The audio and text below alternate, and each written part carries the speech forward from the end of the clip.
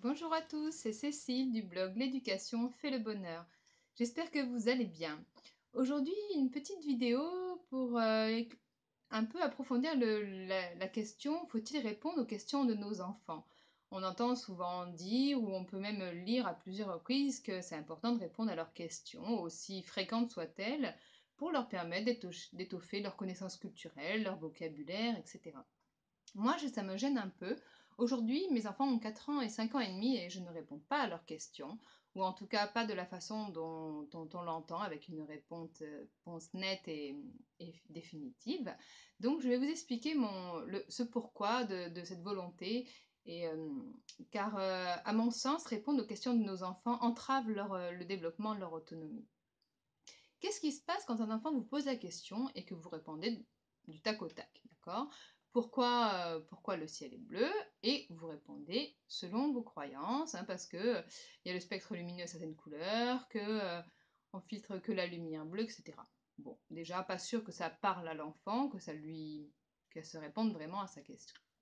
La deuxième chose, c'est quoi? C'est que, admettons, vous dites pourquoi le ciel est bleu et que vous dites bah, parce que la mer est bleue et renvoie du bleu dans le ciel. D'accord? Admettons, vous répondiez ça.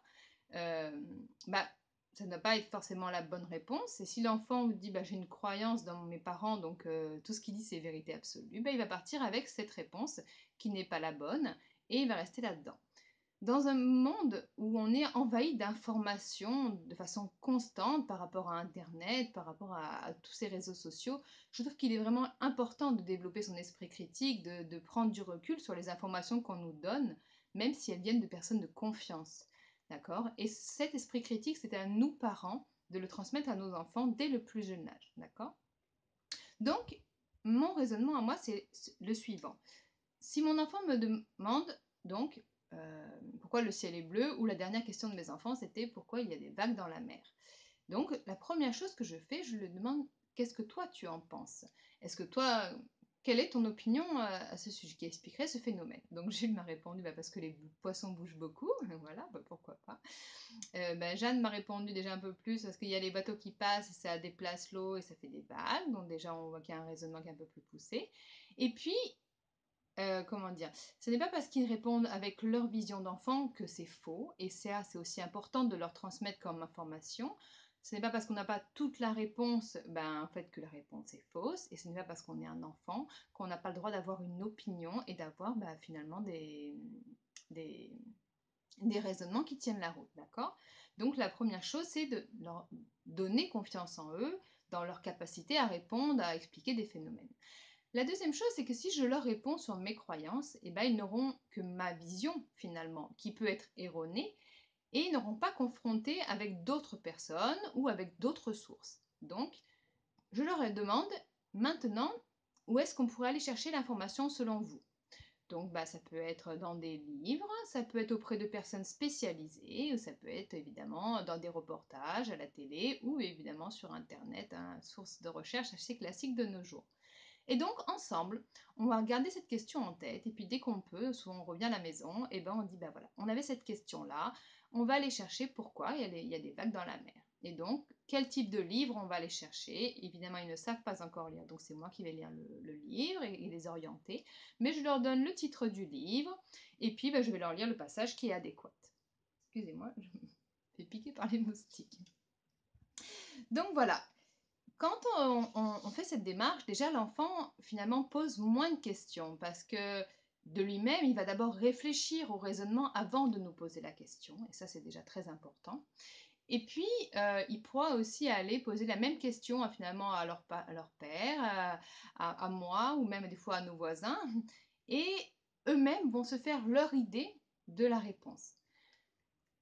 Pour développer l'autonomie de l'enfant, c'est primordial de lui apprendre à réfléchir par lui-même. C'est primordial de lui apprendre où chercher la source de l'information. Si nous sommes parents, seule référence d'information, parents tout-puissants, qui sait tout faire, toujours en forme, toujours le sourire, déjà très difficile pour eux de dire waouh, jamais je deviendrai comme ça, ils sont trop forts. Donc déjà de se dire ben je ne sais pas tout, on peut chercher ensemble. Et nous, au passage, on va aussi s'enrichir de ces informations, parce qu'il est possible qu'on ait une partie de la réponse, quand même, quand on est adulte, on a quand même un panel assez large, mais des fois d'aller mettre des mots plus scientifiques sur le phénomène, ou d'aller comprendre plus en profondeur en se disant: «Oh, mais j'ai toujours cru que c'était comme ça, et finalement pas du tout!» Et ah bah tu vois, je t'aurais répondu une bêtise si on n'était pas allé chercher l'information ensemble. Et je trouve que ce message envers nos enfants, il est très important. Donc voilà, en pleine préparation de ma conférence sur l'autonomie qui sera le 12 octobre prochain au Salon de la parentalité, j'avais vraiment envie de partager avec vous cette réflexion. Il y a de nombreuses habitudes que l'on a dans notre quotidien qui empêchent nos enfants d'être autonomes à la fois physiquement et mais psychologiquement aussi. Et on le fait sans s'en rendre compte évidemment, et parce qu'on a été élevé comme ça et parce que la majorité des gens fonctionnent comme ça. Donc on a des fois peur de faire autrement, ou on ne se rend pas compte que finalement c'est nocif au développement de notre enfant. Donc dans cette conférence, je vous donnerai toutes ces habitudes qui empêchent nos enfants d'être autonomes, alors qu'on pense les accompagner de notre mieux. Et puis évidemment, je vous donnerai des outils pour les aider à développer leur autonomie, quel que soit leur âge, hein, parce que ça marche pour les tout petits, mais évidemment ça marche pour les plus grands, hein, les primaires, les primaires, et puis évidemment les adolescents, et puis d'autres adultes autour d'eux. Voilà, j'espère que cette vidéo vous a plu.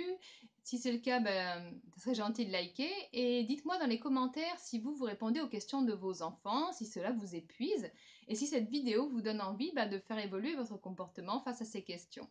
Je vous le souhaite de tout cœur en tout cas. Je vous souhaite une bonne fin de journée et je vous dis à très bientôt, ici ou ailleurs. Bye bye!